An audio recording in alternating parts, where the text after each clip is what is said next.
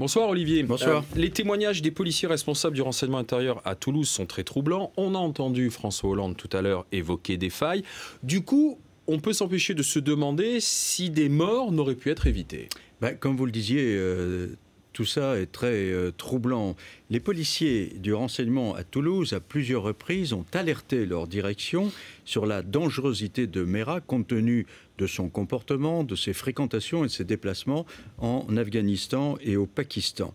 Et bien pire, quand 2 militaires sont assassinés à Montauban, ils proposent leur service aux policiers qui mènent l'enquête, et là on leur dit que c'est inutile, qu'on n'a pas besoin d'eux. Oui, la direction centrale du renseignement, elle, privilégie une autre piste, la piste de l'extrême droite. Oui, on ne sait pas sur quelle base. C'est ça qui est important de savoir. Peut-être d'ailleurs était-ce fondé, mais on a envie de le savoir.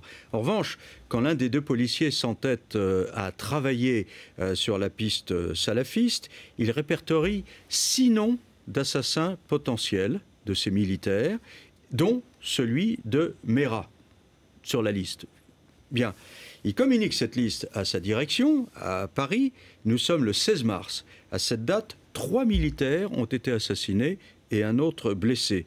Et la direction centrale du renseignement répond à son correspondant à Toulouse de concentrer ses efforts sur la piste de l'ultra-droite, de laisser tomber pour le moment la piste salafiste. Et 3 jours plus tard, eh bien, Merah assassine un adulte et 3 enfants à l'école juive Ozar HaTorah à Toulouse. Alors, est-ce qu'on peut déjà en conclure que la DCRI ne fonctionnait pas bien, qu'il n'y avait pas de bonne liaison, de lien entre les différents services? Non, c'est trop tôt pour conclure à ça dès aujourd'hui, parce qu'on n'a pas tous les éléments, on n'en est pas là.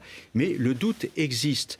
Est-ce que ce service dirigé par Bernard Squarcini, qui nous était présenté comme le pape du renseignement et de la sécurité, était un service figé dans ses habitudes, centralisé, aveugle sur ce qui se passait sur le terrain? On a envie de le savoir. Et François Hollande a promis que l'on saurait tout, que toute la lumière serait faite sur cette affaire. Et plutôt sera le mieux. Les familles de victimes, on l'a entendu, les familles des victimes de Merah demandent une commission d'enquête parlementaire, et je crois qu'elles ont raison. Il est vrai, comme le disent Manuel Valls et Claude Guéant, que lorsqu'une instruction est en cours, il ne peut pas y avoir en même temps une commission d'enquête parlementaire. Mais, outre le fait que parfois les juges d'instruction ont du mal à se faire communiquer les documents qu'ils réclament à la police, l'instruction qui est en cours porte sur les complicités possibles de Merah et pas du tout sur les dysfonctionnements possibles de la sécurité intérieure. Par conséquent, si on le veut vraiment, une commission d'enquête parlementaire est tout à fait possible. Et puis le Premier ministre israélien Benjamin